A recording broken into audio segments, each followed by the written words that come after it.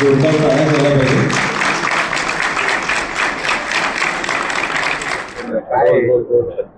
Sir, आंतरराष्ट्रीय business expo होणार आहे, काय संकल्पना ही आणि मराठा उद्योजकांसाठी आपण घेऊन येत आहे? किती वर्ष झाले आपल्या संघटनेला आणि त्या एक्सपोमध्ये कोण सोबत? MEA ही संघटना साधारण आम्ही 2014 पासून फॉर्म केली। आज साधारण 10 वर्ष झाले। साधारण आमचे 1001 मेंबर आहेत, 5 चॅप्टर आहेत आणि PCMC हा प्रत्येक चॅप्टर, PCMC एक वेगळा चॅप्टर, त्याचे साधारण 301 मेंबर आहेत। तर या सगळ्या मराठा समाजाचा ओळख ही एक बिझनेस कम्युनिटी म्हणून व्हावी, हा आमचा साधारण त्यातला बेस होता। आणि मराठा कम्युनिटी ही बिझनेस कम्युनिटी म्हणून पुढे आली पाहिजे।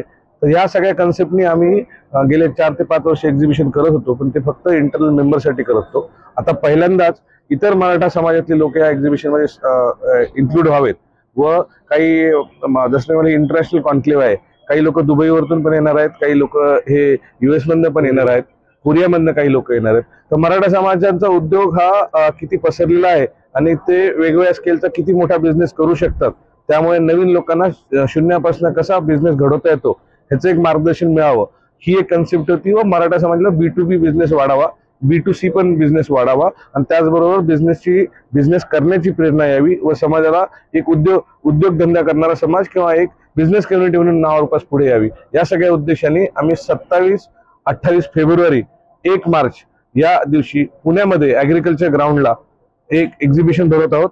हे इंटरनॅशनल कॉन्क्लेव्ह असेल।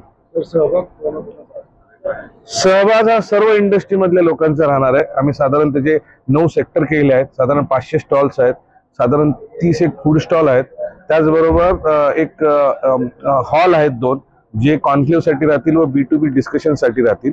असे वेगवेगळे डिस्कशन त्या हॉलमध्ये होणार आहे। त्याचबरोबर एक कॉन्क्लेव्ह होणार आहे की ज्यामध्ये हे जे एक्झिबिटर आहेत त्यांची परचेस टीम येईल व त्याच एक्झिबिटर मध्ये जे गिव्हर्स आहेत ते परचेस टीम सोबत त्यांचं डिस्कशन होईल आणि जे लोक ट्रेडिंग मध्ये आहेत किंवा सेल्स मध्ये आहेत त्यांना सगळ्या त्या परचेस टीमशी भेटता येईल। सर, 2014 पासून आपण प्रयत्न करतात का मराठा समाज हा उद्योजक समाज म्हणून पुढे यावं? वाटतं किती आपण यशस्वी झालात यापुढे? नक्कीच आम्ही यशस्वी झालेलो आहोत। आम्ही सुरुवातीला साधारण 14 लोकांपासून चालू झालेली, आज साधारण 1001 मेंबर आहेत आणि एकत्र आल्यानंतर त्यामध्ये कशा उद्योगधंद्याची उलाढाल होते। साधारण 14 या नवीन कंपनीज फॉर्म झाल्या, साधारण 50,000 कोटीच्या आजपर्यंत MEA मधनं उलाढाल झालेली आहे। 10 या नवीन स्टार्टअप झाल्या। अशा वेगवेगळ्या गोष्टी लोक इथे आल्यानंतर शेअर करायला लागले आणि त्यामधनं एक बिझनेसचं वातावरण किंवा बिझनेस थिंकिंग डेव्हलप व्हायला लागली। हाच आमच्यासाठी एक चांगला मेसेज आहे की कमीत कमी समाजामध्ये बिझनेसचं डिस्कशन व्हायला लागलं। सर, समाज उद्योजक म्हणून तुम्ही पुढे करता, ते मात्र दुसरीकडे पण बघितलं तर समाजातील तरुण वर्ग हा आरक्षणाच्या पाठीमागे जाताना दिसतोय, आंदोलनात जाताना दिसतोय। तरुणांसाठी उद्योजक म्हणून काय आपण पुढं पावलं उचलणार? आमचा असा MEA मध्ये उद्देश आहे की आपली ओळख जी आहे ती खरं एक बिझनेस कम्युनिटी म्हणून व्हावी आणि या समाजाने एकत्र येऊन बिझनेस डेव्हलपमेंट करावा आणि अशा बिझनेस डेव्हलपमेंटनंच नेशन बिल्डिंग होईल।